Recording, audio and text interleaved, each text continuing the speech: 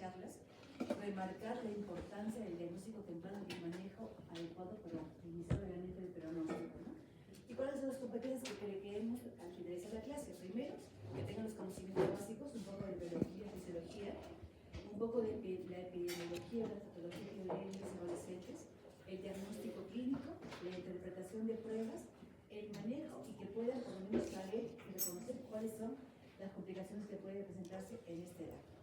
Les hemos mandado y ustedes disponen la bibliografía, igual se la va a alcanzar a su delegado. Entonces, hablemos un poquito de fisiología. ¿Alguien se acuerda de dónde proviene el desarrollo tiroideo o a partir de qué edad gestacional o de qué día empieza a producirse las glándulas en general? ¿Se acuerdan de todo el sistema? ¿Cómo se define el sistema endocrino? ¿Cuál es el ente rector del sistema endocrino? ¿Alguien se acuerda? Fernando, ¿quieres hablar? Grace, el cerebro, hipotálamo, hipófisis, ¿no? Entonces, ¿a partir de qué día? El origen de las glándulas en general de todas se da a partir del día 20-22. ¿Y qué sucede el día 20-22 en la formación del ser humano? ¿Se acuerdan qué evento importante es el día 20-22? El cierre de los somitas. Somos como una estructura trilaminar y al día 21 empezamos a cerrar el canal neural. ¿Se acuerdan? Que somos como un caballito del mar. Entonces, a partir de ese día empiezan a unirse varios brotes. Si tienen ustedes como un caballito del mar, empiezan a ver que por acá está la plácoda auditiva, la plácoda visual, empieza a ser el telencéfalo, mesencéfalo, rombencéfalo, y también empiezan a formarse los arcos branquiales. ¿Sí se acuerdan en biología? Y dentro de eso hay un ostomoideo, hay un divertículo que empieza a formar los rezagos primitivos de la glándula tiroidea. Estos rezagos se forman a nivel de segundo arco branquial y tienen que empezar a migrar. Acuérdense que tienen que empezar a migrar la plácoda auditiva, la plácoda visual empiezan a migrar y efectivamente también este divertículo tiroideo empieza a migrar entre el día 26 a 50 a su posición pretraquial. ¿Qué pasa si en este momento, 26, hablamos de cuarta semana de gestación? ¿Cuántas mujeres se enteran que están embarazadas a la cuarta semana de gestación? Casi todas se enteran entre el segundo y el tercer mes. ¿Qué pasa si hubiera algún evento que no sea genético, que no permita una adecuada, primero, una adecuada unión, no se forman los dos glóbulos de tiroides, que no permite una adecuada migración, no se coloca donde debe estar, o que no permita que un lóbulo se forme? Entonces, ¿qué vamos a tener como resultado? Una genesia de un lóbulo tiroideo, una ectopía tiroidea, una hipoplasia tiroidea, ¿no? O que en algún momento esté migrando, pero las funciones, porque es una cosa la migración de la estructura y otra cosa la adquisición de funciones. ¿Qué sucede si en ese momento algo no adquiere funciones? Obviamente vamos a tener consecuencias de esto en el desarrollo embrionario. Muy bien, una vez que llegué a la semana 12, que ya no soy un embrión. ¿Qué soy a la semana 12 de gestación? Si ya no soy un embrión, ¿qué soy? Un feto. Entonces, teóricamente ya tengo glándulas estructuradas, ya soy un mini humano con todo perfectamente estructurado y empieza a producirse diferenciación celular. Se forman dos tipos de células, las células foliculares que van a producir las hormonas tiroideas y las células parafoliculares o tipo C que forman la calcitonina. Y a partir de esta semana ya empieza a producir hormonas. Entonces, la primera pregunta es, hasta esa fecha no se ha producido ninguna síntesis hormonal por el feto. Entonces, yo diría, a partir de ese entonces, el feto depende de sus hormonas, si ustedes creen, para crecer o para algo. No, no depende de ninguna. Tenemos fetos anencefálicos, ¿cierto? Y viven. Y hay reportes de hasta vivos de niños con anencefalia hasta los 9 meses vivos. Entonces decimos, no depende. Pero tiene que producir, porque como veremos más adelante, las hormonas tiroideas son fundamentales para el neurodesarrollo. Entonces tenemos que tener en cuenta, si bien produce hormonas, las hormonas tiroideas de la madre, protege a los recién nacidos y depende de los recién nacidos. ¿Qué pasa si el feto por algún momento no ha formado glándula tiroidea? O simplemente no se ha quedado en el lugar. No es que el feto va a carecer de hormona tiroidea, sino que la madre, a través de la placenta que tiene desiorinasas, va a seguir produciendo. Si no tengo hormona, inmediatamente la madre va a decir, quiero más, no me está dando el feto, y la mamá desiorinasas va a albergar más hormonas tiroideas, de tal manera que el feto aparentemente dentro del útero no tiene por qué tener ninguna deficiencia de hormona tiroidea porque la va a suplir la madre. Tenemos todo, ¿no? La biología y la fisiología. Sigamos caminando. Se establecen los ejes a partir de la 12ª semana y empezamos a tener ciertas conexiones con el hipotálamo, con la hipófisis y la glándula tiroidea. ¿Cuál es el núcleo que produce el factor liberador de hormona tiroidea? El núcleo paraventricular del hipotálamo. ¿Y dónde va a actuar? Obviamente, el objetivo va a ser liberar el factor liberador para que la hipófisis produzca, en la hipófisis anterior, TSH. Y la TSH van a hacer un feedback entre TSH y CRH. ¿Y qué van a hacer? A través del sistema porta, si yo aumento, tú bajas. Si tú bajas, yo subo. Igual esto viene al nódulo blanco, que son hormonas tiroideas. Si produce hormona tiroidea, TSH baja, y si hay TSH baja, CRH sube. Es un feedback entre positivo y negativo. Perfectamente establecido. Entendemos esto del feedback, y no solo va con el eje tiroideo, van con todos los ejes que ustedes observan por acá.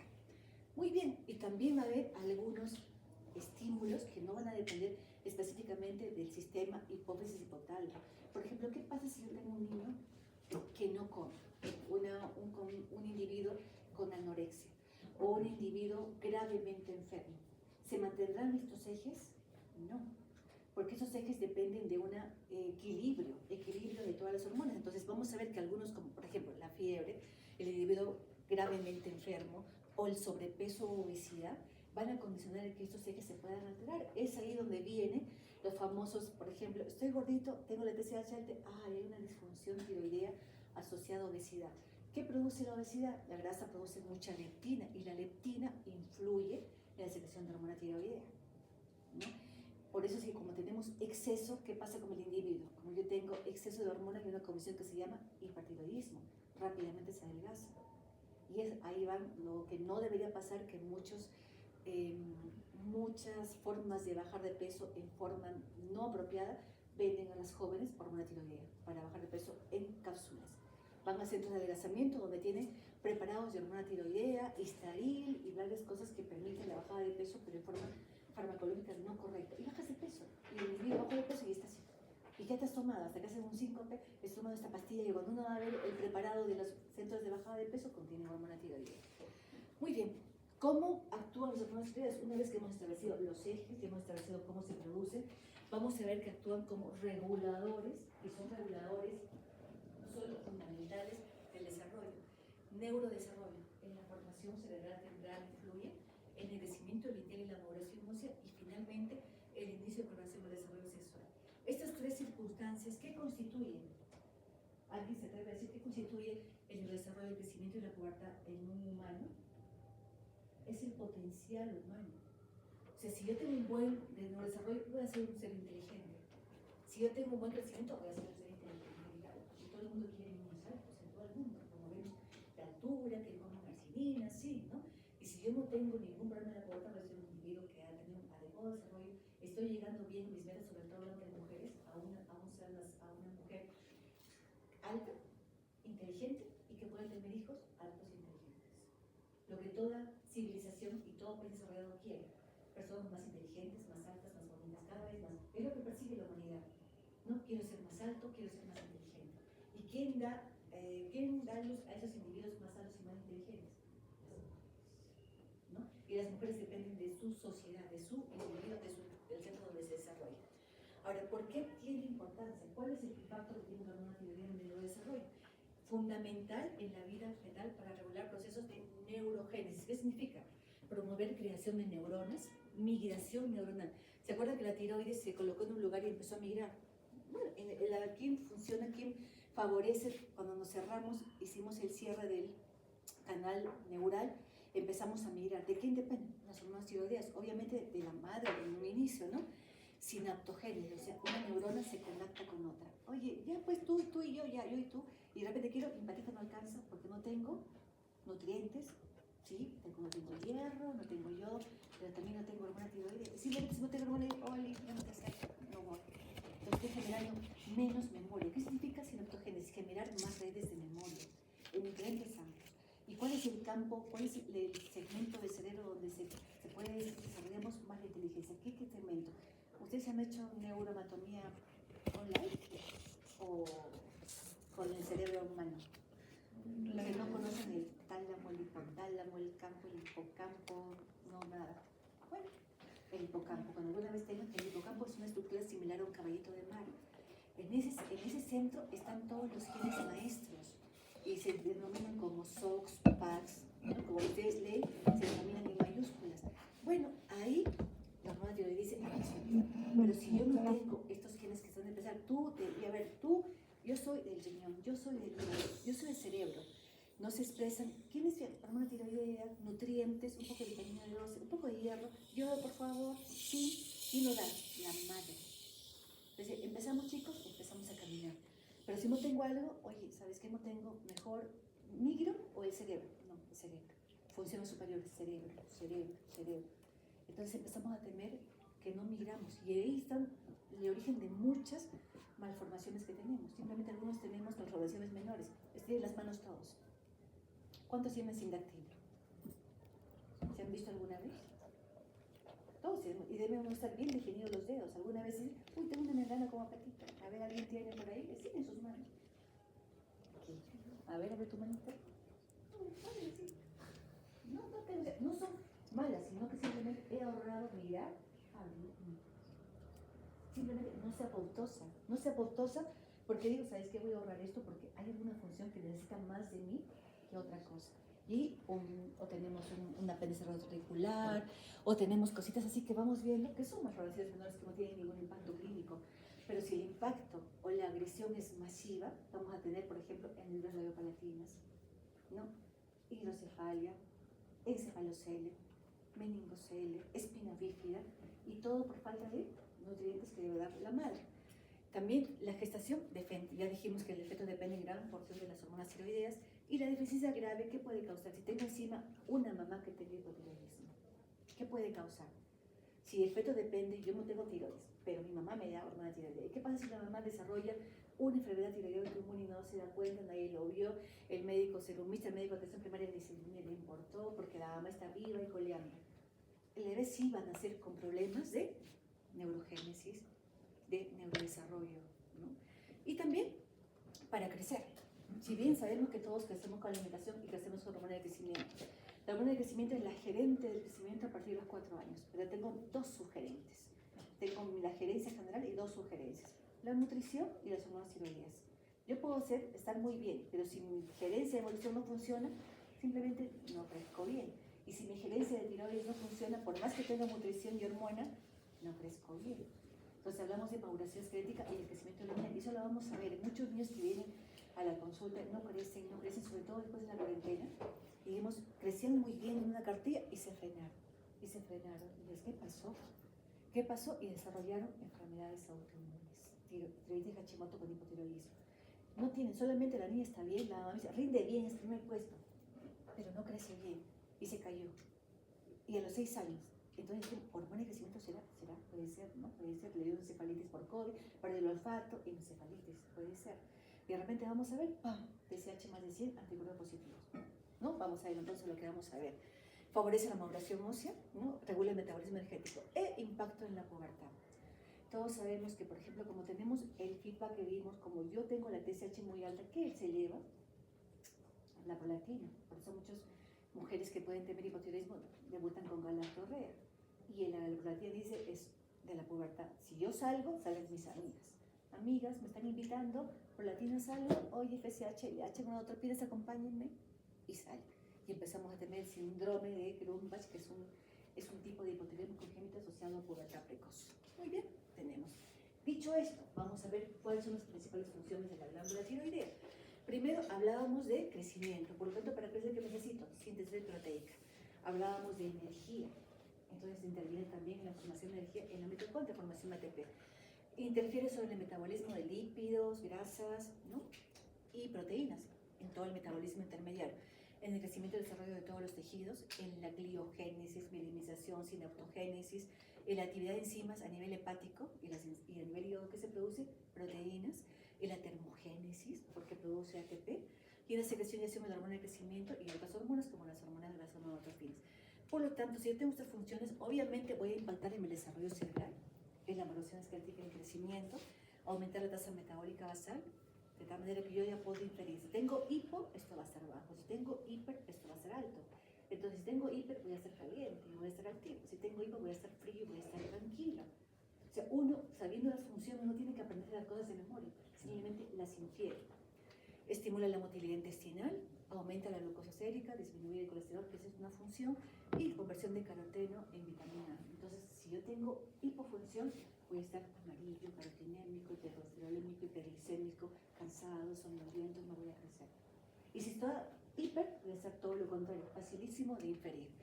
Entonces, ahora sí podemos decir que los trastornos endocrinos más frecuentes en niños son los tiroideos. Ahora, esto no es una cosa, tenemos muchos niños, como les voy a mostrar ahorita una niña, que ustedes deben tener en la clase, que están en contacto no con nosotros, no con el especialista, ni con el especialista, sino con los médicos que van cada año a dejar su vida, un año en el famoso SERUM. Porque ese año ustedes están a cargo de 15, 20, 30 o de 100 familias, los van a ver crecer, los van a dar de comer, van a hacer el seguimiento de gestación, van a ver a los abuelitos, muchos abuelitos con hipotiroidismo, con demencias. Esta demencia se olvida de todo, tienen hipotiroidismo. Pero si no pensamos, no lo buscamos. Y si no lo conocemos, no lo encontramos. Dice, sí, el abuelito ya está viejito y se murió hinchado, se murió de un coma misedematoso, ¿no? Entonces, el hipotiroidismo congénito es el trastorno tiroideo más frecuente, seguido del adquirido, que es, vamos a observarlo ahorita, de enfermedad tiroidea autoinmune como es la tiroides de Hashimoto. Tenemos también el hipotiroidismo terciario, que no es tan frecuente ahora, porque estamos teniendo muchos niños secuelados que sobreviven. Por ejemplo, tengo un prematuro que hizo hidrocefalia, hizo un sangrado intraventricular por prematuridad.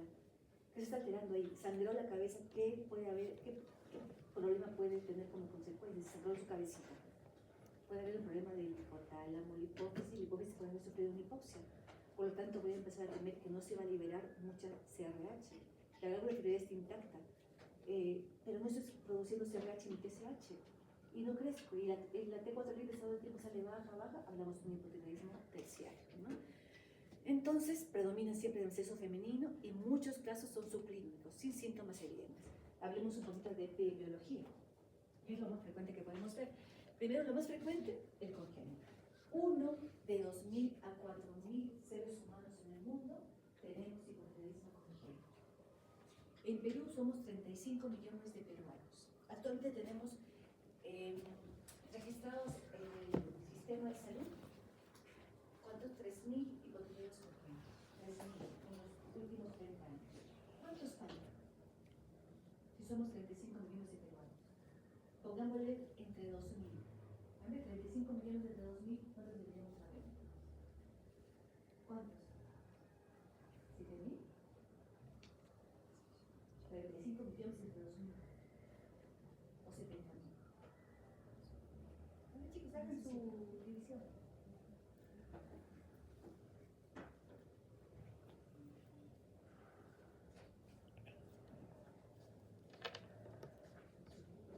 Casi 12.000.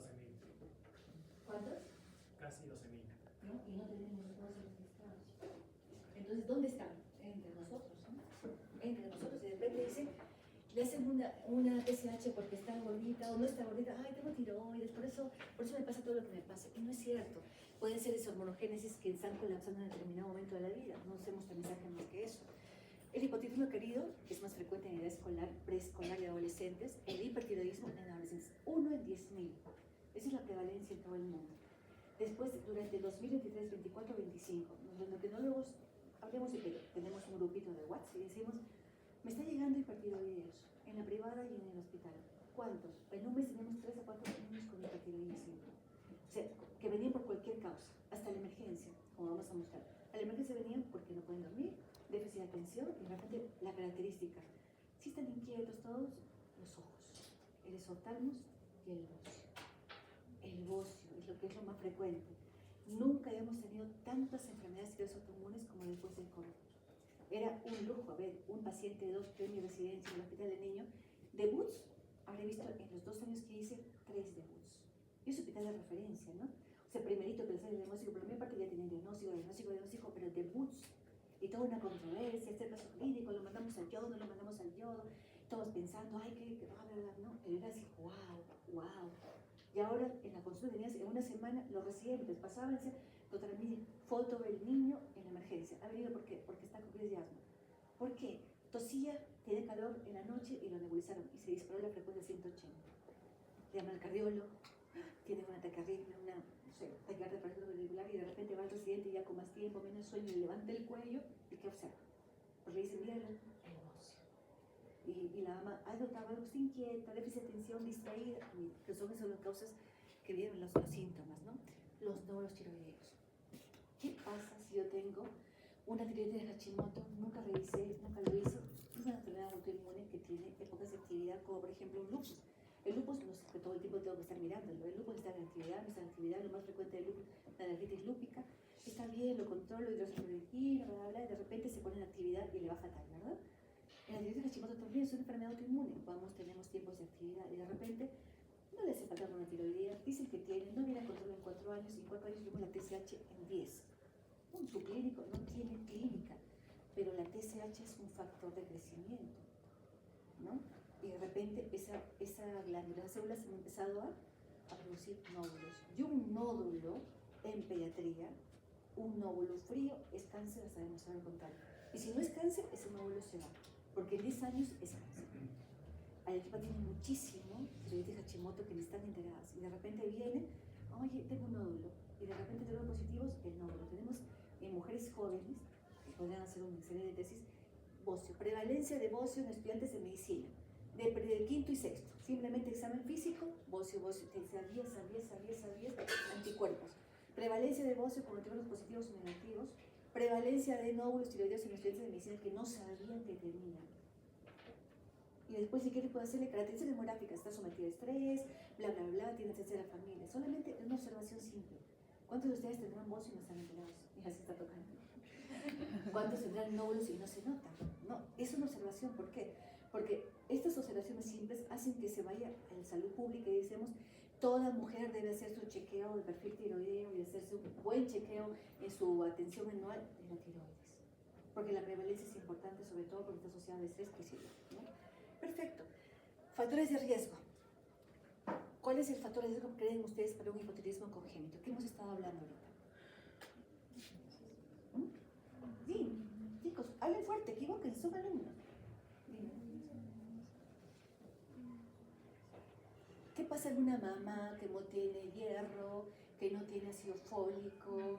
Ustedes muchas veces dicen estas mamitas que vienen con malformaciones en el labio palatina. Dijimos, pues trascón los palos, encima que vienen de lugares pobres y encima tienen malformaciones congénitas. Pero esa mamá tiene la culpa, ¿no será que le faltó ácido fólico para cerrar? ¿No será que le faltó vitamina B12? ¿No será que le faltó hierro sin yodo porque no tiene agua, porque no comen sal de mar sin yodar? No, toda esa patología epidemiológicamente tenemos que tenerla en cuenta. Hay lugares que nosotros comemos sal yodada, pero en Cusco y Mares no comen sal yodada, porque cogen la sal de Mares y se la comen, y no es sal yodada. Y esa escasa sal que nosotros comemos yodada nos da el yodo suficiente para poder sobrevivir y no tener problemas, ¿no? Hipotiroidismo autoinmune siempre tiene que haber historia familiar, pero también tenemos algunos grupos, como en la mañana, no sé si hay alguien de la mañana que hicieron clases en mi grupo, los voy a capturar, les voy a jalar, porque expusieron sobre los grupos de riesgo de las enfermedades autoinmunes, síndrome de Down, diabetes tipo 1, vitíligo. Hay un clúster de autoinmunes. Si yo soy autoinmune, me llamo otro autoinmune, asociados a leche, HLA, DRQ8, DRQ2, diabetes tipo 2, vitíligo, enfermedades autoinmunes. Si yo veo un vitíligo, digo, ¿y tu tiroides? Si yo veo un diabetes tipo 1, ¿y tu tiroides? ¿Y tu piel? Si yo veo al revés, veo un vitíligo, o veo una tiroides, ¿y tu piel? ¿Y tu glucosa? Estamos siempre en vigilancia, porque sabemos que es un clúster, me llamo una otra. Y si todo está condicionado por estrés y tiene este HLA, unas otras van a terminar teniendo problemas. Los nódulos, radiación, los síndromes familiares de MEN 1, MEN 2, ¿no? Y el cáncer de tiroides. Entonces, preguntas de examen que siempre ponemos, ¿no? En neonatos, ¿cuál sería el problema más frecuente? Hipotiroidismo congénito. En edad preescolar, enfermedad tiroidea autoinmune, y en adolescentes también las enfermedades tiroides autoinmunes. Facilísimo. Eso tenemos que tener en cuenta. Entonces, ¿por qué los escolares y los adolescentes tienen enfermedades autoinmunes? ¿A qué se asocia la autoinmunidad? ¿Alguien sabe? Hemos hecho pediatría 1. ¿Se acuerdan que hablábamos de la tolerancia alimentaria, que hablábamos de los PUMS? ¿Hasta qué edad el organismo es tolerante? ¿Hasta qué edad se puede modular o se puede cambiar la tolerancia alimentaria? O la microbiota intestinal. ¿Se acuerdan? Grace, ¿te acuerdas? Y lo hemos repasado. Cuando hablamos de vacunas, la vacuna no solamente la vacuna, primer año, 2, no nos interesa, eso no nos aprender a lo largo de la vida, sino es por qué uno pone vacunas. ¿Por qué pongo vacunas? Y pongo hasta los años les pongo 56 vacunas, o si son 2, 4, 6, 8, 10, 12 refuerzos para acá de 4 en 4, disculpen, por favor, de 6 en 6 las vacunas, lo bombardeo de vacunas, y después nada de vacunas. Porque podría ponerse ahorita las vacunas, pero ¿por qué le compro tanta vacuna a niños de 9 años? Porque aprovecho esta condición, la programación de la microbiota y la tolerancia inmunitaria, no, hasta los 2 años. Pero en el escolar y no escolar ya está maduro. Y sin embargo, ¿qué puede hacer que esta tolerancia se rompa el equilibrio? ¿Qué es lo más frecuente que rompe el equilibrio de la tolerancia inmunitaria? Como son chiquitos. ¿Por qué vacunamos? Para evitar que las infecciones. Las infecciones virales rompen la tolerancia. Acabamos de pasar una pandemia. Les acabo de comentar que después del COVID hemos tenido un montón de enfermedades autoinmunes. ¿Será el COVID? ¿Será el virus? Puede ser. Pero también tenemos otra condición epigenética, el estrés. Que cuando hablamos de estrés, ¿qué hormona se dispara? El cortisol. Y el cortisol tiene un eje, es el eje hipotálamo adrenal. ¿Qué tiene que hacer? Empieza a molestar a otros. Ay, no, yo no solo me activo, tú también te activas. Pero ¿yo por qué? No, pero y tú también pubertad, y tú alimento, y tú haces un laberinto. Se termina el cortisol alto y ¿no? Hace que todos los ejes hagan lo que quieran. Entonces puede ser el estrés también, ¿no? Entonces vamos a ver el primer caso clínico. No sé si algunos lo han visto, o tenemos, no, con el otro grupo, todavía no acordé de ver esta niña. Es una niña de 7 años, 9 meses que vino a neurología pediátrica a los 7 años para descarte de TEA. ¿Por qué no habla? Miren la edad, tiene 7 años, 9 meses. Nació en Camaná, fue prematura, lo veían cada mes porque tenía seguimiento, solo que no lo cuida la mamá. Entonces vino para TEA bien cuidadita, ¿no? Como ven, tiene su rozoncito, bien cuidadita. Presencia de Carabalí, acude con tía y prima. Hay un tema porque la mamá tenía 15 años. Es evaluada por neurología, tenemos las consultas cerquitas y la neuróloga me toca la puerta y me dice, doctora, puede pasar, quiero que vea esta niña. Y esto es lo que nos mostró. ¿Qué estamos observando con esta niña? A ver, doctora, describo la niña. Nota que el abdomen está globuloso. Descríbeme qué más.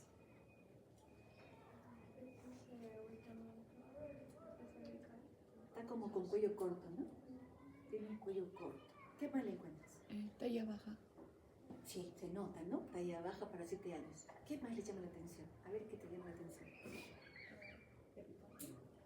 Epicanto. ¿Qué más te llama la atención?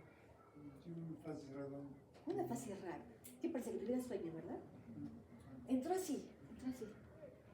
Con sus ojitos así. Y uno mira. Bueno, uno que tiene experiencia dice, acá ya. Pero son niños que tienen talla baja. ¿Qué les llama la atención de los cabellos? Hay una alopecia difusa, ¿no? A pesar de que está bien cuidadita, sin haber tocado, ya veo como un pelo poroso, algo más del color de la piel. ¿Cómo la ven? Se puede ver el color de la piel, la ven rosadita. La está medio pálida, ¿verdad? Así, ¿ves la observación que uno simplemente la vio? Perfecto. Un acercamiento de la carita. ¿Cómo se llama esa fases? Como ustedes hacen guardia, ¿cómo están? Abogatada. Una fase abogatada que yo decía, y era donde tiene sueño, ay, ajá, no, y la niña caminaba, pero comienza a caer feliz, sonreía, caminaba súper lenta, sonreía, respondía su nombre así como una lentitud, parecía Flash, Isotopía, ¿se acuerdan del Flash, no? Sí. Sonreía, pero con una lentitud. Eso es la fase. Entonces, los antecedentes, madre de 15 años, padre de 17, alta sospecha de consanguinidad, porque han tenido un hijo previo, parece que eran hermanos. ¿No? Parto vaginal, recién nacido pretérmino, hospitalizada en Camaná y no hecho el tamizaje, soporte ventilatorio, vacunas completas porque iba cada vez y tenía, no se contaba el carnet, pero tenía su control. Entonces, me desarrolló ese control torácico al año. ¿A qué edad la niña controla el tronco? ¿A qué edad? ¿Se acuerdan? 6 meses, ¿no? Ya está sentándose. Marcha a los 2 años con terapia física, o sea, estaba en contacto con la persona de salud. Lenguaje, una palabra a los 2 años. Y a la fecha de la consulta decía 2 palabras. Luego, visto por personal, y le dijeron que era normal, que cuando había nacido de la consanguinidad, lo atribuía a que como eran hijos de hermanos, así por la vida, ¿no? Por eso la tía se lo escogió. Y esa es la niña. En el examen físico encontramos la fase abogatada, luz somnolienta, responde a su nombre con apertura ocular, camina lento, respiración bucal, piel seca, pálido, cabello reseco, quebradizo, frágil, un edema periorbitario, como pueden ver, que no era edema, era finalmente un misedema, un cuello corto y una novedad, no había tiroides. Uno le sube el cuello y no había tiroides. No le busca, ¿no? Porque uno ya con la experiencia, viendo por acá, maniobras, la chiquita tranquila, no había tiroides, había una macroglosia, estaba con una bradicardia relativa, un soplito, abdomen globuloso, distendido, no había visiones megales, y del ROT, fase de relajación totalmente. Le hicimos el ambiente era flash, ¿no? Totalmente lenta. Locomotor hipotónico, hiperlaxitud, había un edema frío, tanto en las piernitas como en los ojitos, y era un misedema. Miren el peso, 7 años, 9 meses, 14. Miren el set score, -4. La talla -9, desviación mes estándar. El índice de masa corporal estaba bien, las muñequitas escapándose al ver tantas cosas. Miren, esta es su curva. Bien, abajo. Entonces, para nosotros esto es una emergencia endocrina. Inmediatamente, en ese momento, serían las 10 de la mañana, le pedimos todo, la ama colaboradora con la abuelita, la tía y la abuelita, y dijo, se va al frente a hacer los estudios, en un laboratorio. A la 1 tenemos los resultados. Miren, teníamos anemia, era evidente, ¿no? Anemia, la TSH más de 100. La T4 libre baja. Colesterol 430. El LDL 344. Triglicéridos 100. El hígado infiltrado, probablemente por el misedema, ¿no? 60. Transaminasas elevadas. Entonces lo tuvimos en cuanto en 3 horas. Y a la mamá le dijimos, es un hipotiroidismo. Ahora saber qué será. ¿Será Hashimoto? Porque tenemos el diagnóstico. ¿O será un congénito? Nos palpamos, pero también está hecha. Inmediatamente le decimos a esta señora, colaboremos, porque desafortunadamente el sistema de salud no soporta, no tenemos toda la parte, ¿no? Para hacerlo inmediatamente. Y si lo tuviéramos, la cita el próximo mes, terrible. En ese momento hablamos con el doctor de medicina nuclear de la San Juan de Dios, por favor, ¿le podés hacer ese estudio? En la tarde. La ecografía se le hicieron. En la ecografía no había tiroides en región cervical. Agarramos al presidente, se fue con él a rayos y no encontraban la ecografía. No encontraban la tiroides. Bueno, ya no hay tiroides, no, pero por lo menos no la vimos acá. Y en la gamografía, que es un examen que se pone un radioisotopo, que se coloca puntos de reparo, que le ponen a veces en los hombros, en el esternón, y las glándulas capturan el tenesio. Y de repente, no había. Ven ustedes aquí los puntos de reparo, donde debe ser la tiroides, no hay punto de captación. Capturaban las glándulas y no. Pero va capturando en esta zona, si la ven acá, aquí. Entonces es una tiroides sublingual ectópica. ¿Cuánto tiempo nos llevó ese diagnóstico? 12 horas. 9 de la mañana, gramaría 5 de la tarde, coraje 2 de 9 horas, y el día siguiente empezó el tratamiento. Esta es una emergencia, ¿no? Y no puede decir, venga mañana, yo la veo, venga pasado. ¿Qué le va a decir un día más? Alguna vez yo decía, pero un día más, un día menos, el cerebro. El cerebro. Muy bien, ¿cuál es el diagnóstico? Hipotiroidismo congénito. ¿Cuál es la etiología? Una disfunción tiroidea. ¿Y cuál es el diagnóstico? ¿Cuál es esa disfunción tiroidea? Fuerte. Tiroides ectópica, ¿no? La tiroides ectópica. Empieza el tratamiento, empezamos poco a poco, tampoco le podemos dar de golpe al tratamiento, y miren la evolución. 2 meses. Miren la evolución. O sea, ustedes no creen, siendo médicos, que vale la pena estudiar medicina por esto. En 2 meses, miren cómo le hemos cambiado la vida a una pequeña. Mire, al mes, 2 meses, y ahí está. Ahora entra, nos habla, nos saluda. ¿Cómo te llamas? Ya corre, ya está yendo a la escuela, ya conversa, ya está hablando. Y eso hacemos mea culpa. Ha estado en el sistema de salud para terapia física. Pero si no lo vemos, no lo reconocemos. De tal manera que ustedes la próxima vez que vean a un niño en la cuarentena, en Latina sacaron como estaban yendo a los lugares alejados para hacer reportajes que no había COVID, se fueron a Cajamarca. Y había un niño, así, en este caso el niño no tiene, aquí no se va a COVID nada, ¿no? Y cuando vimos, este chiquito que no me ayuda, con pelo abajo, era un cretino. Pero escribía latino, ¿no? Por favor, el chiquito que me ha hecho el reportaje es un hipotiroidismo con tal con de salud. No sé si me llegó a un cuarto, porque en el reportaje era un cretino. O sea, tenía toda la carita, pero un hito más grande. Por lo menos también una tiroides ectópica. ¿Vale la pena no ser médico nada más por esto? Vale. Pero ustedes a lo mejor van a hacer grandes cosas en su área, ¿no? van a ser oncólogos, van a hacer bypasses, van a hacer inserción de virales para hacer cáncer. O sea, el objetivo de hacer medicina es esto, es poder modificar el lugar donde estés, cambiar, con una simple observación. Y con la neuróloga después, pues la hablamos, esta niña viene cada 2 o 3 meses y está cada vez mejor. ¿No? Estamos cambiando. A veces nos dicen, ustedes que se creen unos dioses, no somos dioses, pero Dios nos da nuestra capacidad intelectual para poder reconocer esto. Finalmente todo lo que hacemos nosotros está en manos de Dios, finalmente, ¿no? Entonces podemos definir lo que es un hipotiroidismo. Una situación clínica y analítica resultante de la disminución de la actividad biológica de las hormonas tiroides a nivel tisular. O sea, todo lo que le ha podido pasar por disminución le ha pasado a esta nivel, ¿verdad? Disminución de producción hormonal puede ser a nivel hipotálamo, hipófisis, tiroides. En este caso, ¿a nivel de quién fue? De la tiroides, porque era tiroides ectópica. Entonces, el nivel de compromiso, si es nivel de tiroides, primario, si es nivel de hipófisis, secundario, si es nivel de hipotálamo, terciario. Ya tenemos, como a veces yo me acuerdo cuando yo estudiaba esto, el estudiante decía, ¿cuál es el terciario? ¿Cuál es el primario? Cuando bien pude haber repasado mi fisiología y decir, fácil, no estar aprendiendo de memoria. Primario, 95% de los casos. El secundario, terciario, generalmente a nivel cuando hay una lesión. Cuando hablamos de prematuros con hemorragia o de accidente de tránsito o de traumatismos encefalocranianos, puede haber una lesión previa, entonces es un hipotiroidismo terciario. Y el periférico ¿cuál puede ser? Si me he tomado mucha hormona tiroidea o que estoy tomando medicación que compite con la hormona tiroidea en el sistema de depuración. Ustedes saben que la hormona tiroidea se depura por el sistema del citocromo P450.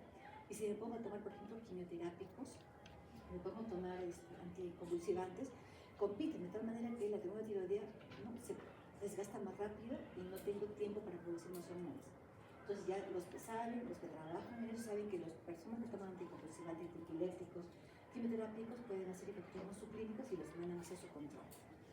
Causa más frecuente de hipotiroidismo, ya lo hemos mencionado, y por justamente esto, porque nosotros tenemos como una condición que nos hace racional al ser humano, es la inteligencia, se hace el tamizaje. Saben que todo el mundo habla del valor del tamizaje. En Perú se hace de 30 años, en Seguridad Social se hace más de 20 años y en MINSA 12 a 15 años, depende del lugar. El tamizaje significa tomarle la muestra a las 72 horas para prevenir esto, porque hasta el nacimiento dijimos que las hormonas de la madre cubre al bebé, ¿no? Por ejemplo, que tenemos un bebé que no hicieron tamizaje y vino al mes. Y tenemos un score que podemos encontrar. Primero, si la hormona tiroidea hace crecer, ¿qué va a pasar con el bebé? No crece. Si la hormona tiroidea interfiere con el hígado y la síntesis de proteínas, tiene hipoproteinemia. Si la hormona tiroidea interviene con la conversión de caroteno a vitamina A, está amarillo. Si la hormona tiroidea interfiere con el crecimiento, las contaminas no se cierran. El llanto está ronco. Ese es un score, miren. Contamina posterior abierta, piel moteada, llanto ronco, umbilical, piel seca, tercera voluntad, fasis típica, abogatada, cretina, dificultad para la alimentación, somnolencia, hipoactividad, ruido. En el caso, tuvimos una bebita que vino a los 6 meses así, y le dimos hormona tiroidea.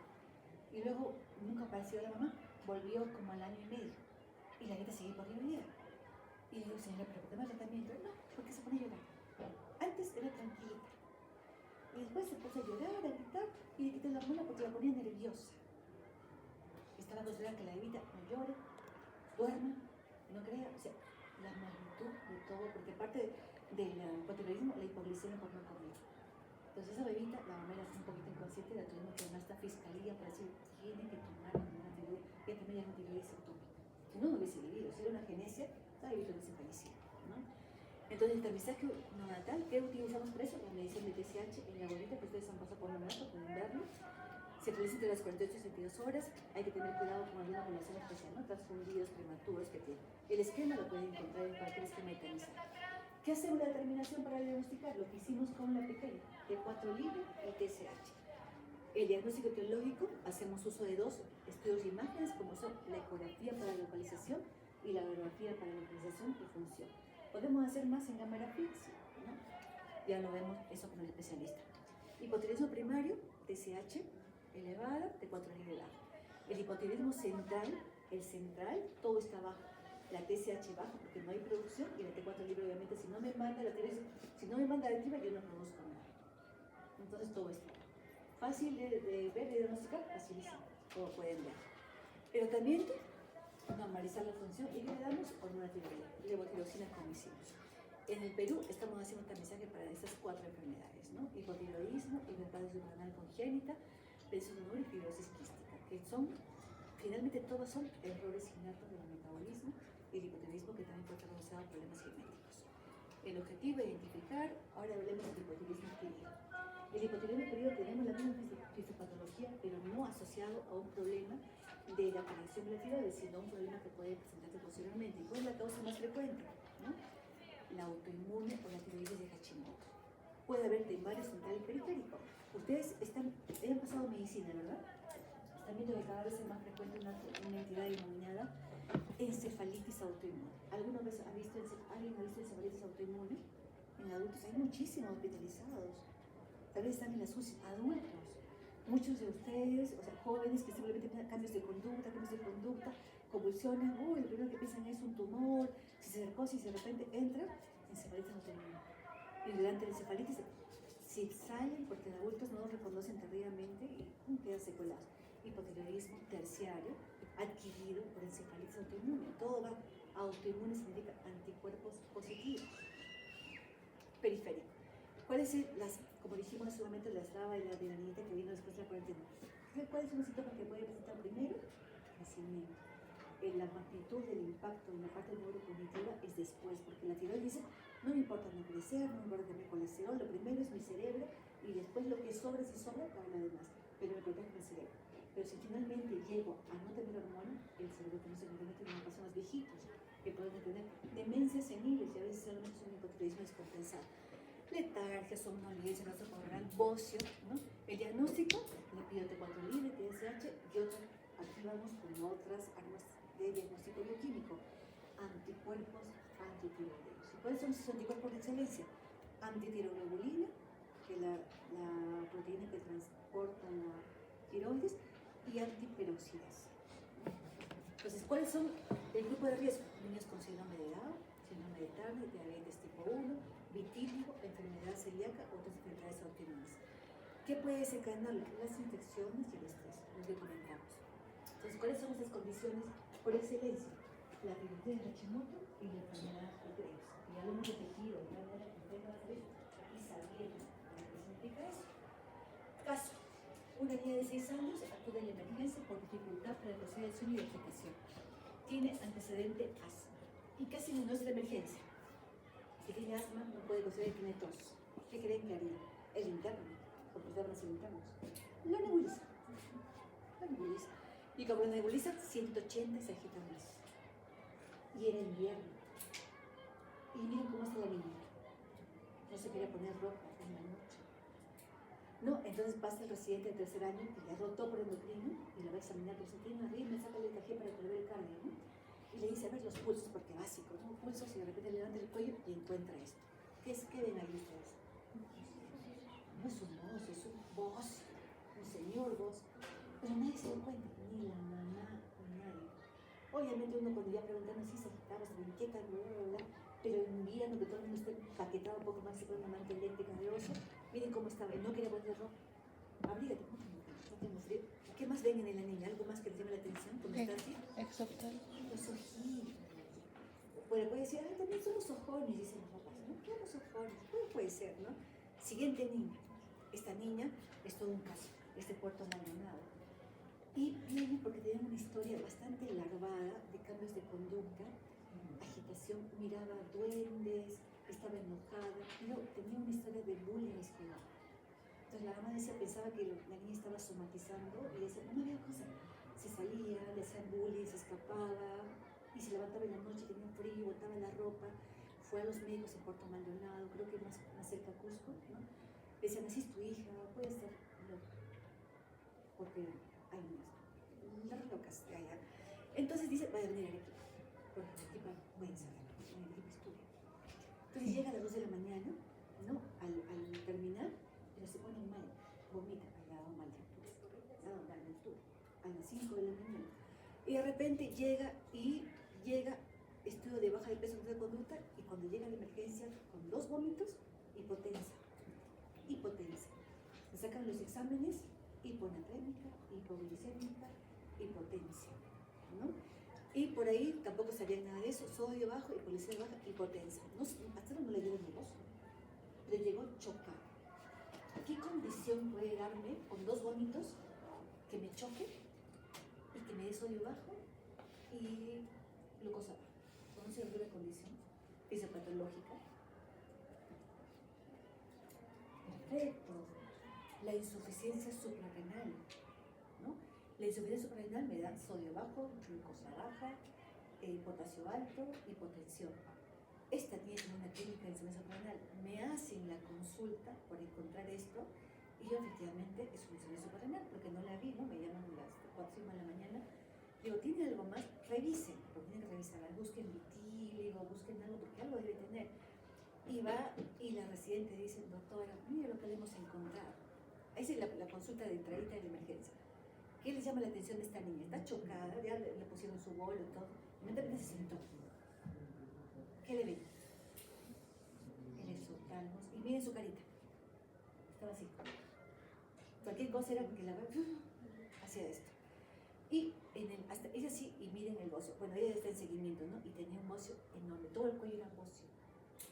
Y encima, como la revisamos, tenía vitíligo. Tenía vitíligo en la espalda.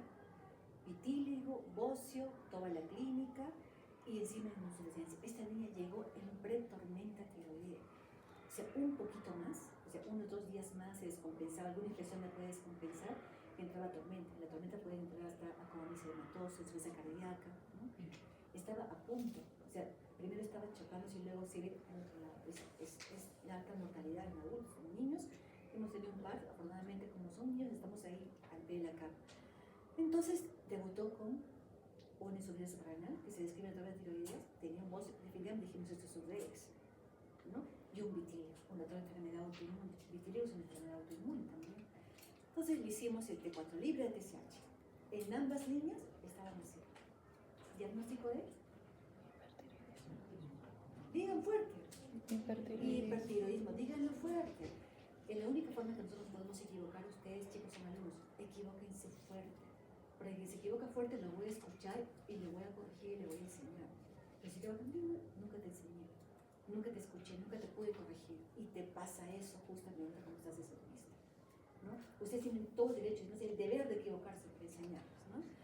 Situación clínica resultante de un exceso de hormonas tiroideas. La principal etiología es la autoinmune o el facticio. Perfecto. Mayor frecuencia en la pubertad, pero estas 2 pequeñas eran prepúberes. Tenían unas 5, no tenían 6 añitos, pero eran de 2023, ¿no? Post-joven, ¿no? El principal signo, bocio. Acá tenemos otra niña de 10 años, bocio. 90% de los casos, bocio. Pues simplemente miremos el cuello. Alteraciones en la concentración, cambios de conducta, temor fino, intolerancia al calor, hiperperistaltismo, diarreas, quieren comer mucho, no se concentran, no engordan, ¿no? Y calor, alteraciones en la maduración si fueran adolescentes. ¿Qué tenemos que pedir? Marcadores de autoinmunidad, pero aquí se aumentaban los marcadores que tenemos, ¿no? Anticuerpos antitiroglobulina, antimicrosomales, inmunoglobulina estimulante del crecimiento tiroideo, que no lo hacen aquí, sí lo hacen, pero es muy caro, así que nos manejamos con tenemos anticuerpos y podemos pedir todos los demás. Y los clásicos. Todos los anticuerpos podemos pedirlos, ¿lo hace? Sí, los hace. Solo interpretarlos. Ecografía tiroidea, camografía tiroidea. Igual, los mismos exámenes. Tratamiento, anticuerpos, o sea, ¿qué les damos para la hipertiroidismo? Antitiroideo. Si tengo hormona tiroidea, empiezo a bloquear. Antitiroideo es simple. Antes conocíamos a muchos. Antes se daba, por ejemplo, tenemos ahorita el tiamazol o el metimazol, que se usa, que tenemos el único a la mano, porque antes usaba otros que eran me acaba de ir la mano, pero que ya está proscrito por falla hepática. Durante la cuarentena ha habido muchos hipertiroides con mucha falla hepática por esto. Beta bloqueadores, ¿para qué? Para mejorar la parte cardiovascular, propanolol, y otro medicamento que me mejora en la fase aguda la conversión, o sea, bloquea la conversión de T4 a T3, que es el corticoide. En esta niña empezamos con corticoide, bloqueadores, se compensó rápidamente. El problema estaba yendo muy bien 2 años. Y de repente viene este año y otra vez viene totalmente descompensado. ¿Lo que pasó?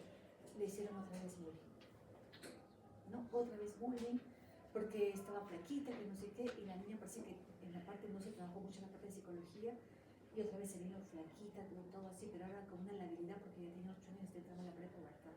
Tuve que hacer un informe a la escuela para decirle, por favor, no la molesten, porque encima, no sé cómo es en provincia, pero la profesora tuvo como le hace bullying, el niño, la sentaron juntos, el niño y el niño, para que se quede, como una mamá que te castiga.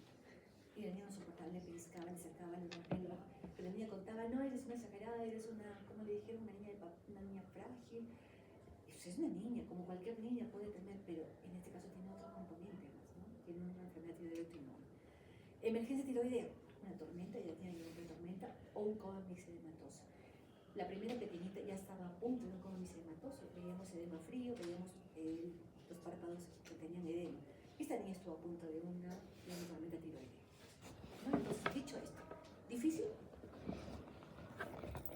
¿Difícil ver una tiroides? No. Pero es importante saber la fisiología y la fisiopatología. Una vez sabiendo eso, no tengo que aprender nada de memoria. Simplemente saber la fisiopatología en nuestra vida. Eso es lo bonito de clínicas, ¿no?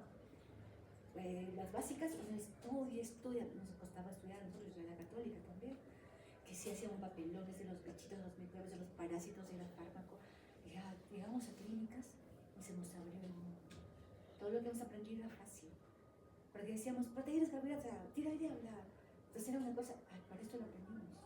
Para esto tanta clínica, tenemos profesores que ven el doctor Paz, el doctor Miquel, o sea, tenemos unos capos y de verdad que era buenísimo porque una vez esto era muy fácil. Entonces ya sabemos eso. Preguntas de examen. La causa más frecuente de hipotiroidismo congénito, ¿cuál es? Ya tienen un punto sobre 20. Respecto al diagnóstico de hipotiroidismo congénito, respuesta incorrecta. Determinación TSH menor de 7 en la prueba de talón descarta un hipotiroidismo primario. Segunda opción, gamografía tiroidea en la prueba de imagen de elección en el estudio del hipotiroidismo congénito. 3. Debe iniciarse el tratamiento lo antes posible. 4. El tratamiento se mantendrá solo hasta los 12 meses de vida. ¿Cuál es la incorrecta? A ver, ¿quiénes dicen la primera? Levanten la mano. Nadie. La segunda, lo incorrecto, incorrecto. La segunda, 1. La tercera, iniciar el tratamiento lo antes posible, ¿es incorrecto? No. Lo cuarto, ¿solo se da tratamiento hasta los 12 meses? Ah, muy bien, ya tiene otro punto más, ¿no? Eso el tratamiento es para toda la vida, ¿no? Ahí está. Ahora, adolescente, mujer, 14 años, acude por ansiedad. Y a todos nos dice, tiene H, ¿no es cierto? Tiene síndrome H, o sea, histeria. Sensación de palpitaciones y un mes de evolución que han operado en los últimos días. Viene con una frecuencia de 130, les hacen el EKG, ritmo sinusal, temblores en las extremidades, reflejos ROT exaltados, se palpa el bocio, no volvemos a la palpación, no se palpan nódulos, sí antecedentes personales y familiares relevantes, solo la mamá con vitíligo. Primera, todas las siguientes opciones son correctas excepto una. Ante clínica de exploración, solicitar analíticos como perfil tiroideo completo, anticuerpos, si es posible. Segundo, la presencia de anticuerpos es infrecuente si fuera una enfermedad de Graves, o sea, por gusto le solicito. Tercero, te puedo una ecografía tiroidea. Cuarto, si se confirma enfermedad de Graves, tratamiento considerar metilmazol, betabloqueantes, hasta normalizar los niveles de hormonas tiroideas. Y el último, si fracasa el tratamiento con antitiroideos, el radioides es una alternativa de segunda línea, aunque en dosis grandes puede ser cirugía. ¿Cuál es la incorrecta? ¿La B? Muy bien, la B, ¿ve? Ya aprendieron. Aprendieron todo rapidísimo. Muy bien, ¿preguntas? Ya saben, en tiroides. ¿Difícil la clase? No, y encima que veo que ya tienen la clase previa, que hemos aumentado cosas en comparación a la clase previa. ¿Alguna pregunta o yo pregunto? A ver, por aquella esquina. La niña de cuadro con saco de cuadritos, ¿no?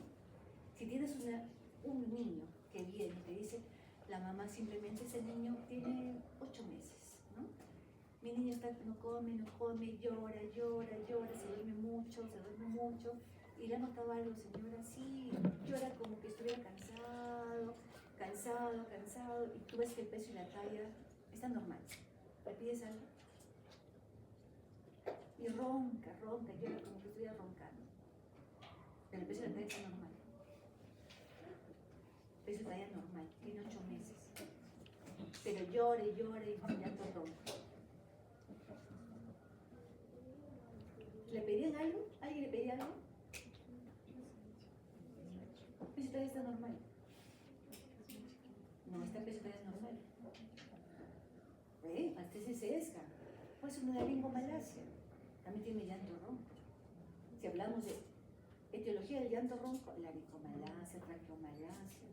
Entonces le pregunta, señora, ¿se atora mucho, tiene tos? Es una laringomalacia. Entonces, ¿qué tenemos que ver? ¿Qué dijimos en neurodesarrollo? Señora, se sienta sola y dice agú, agú, ¿no? Y empieza a tener normal, entonces probablemente no es un problema tiroideo. Tiene que pensar, no sé si hicimos una clase, pero no es que todos van a tener hipotititis. Muy bien, chicos, que tengan buen examen.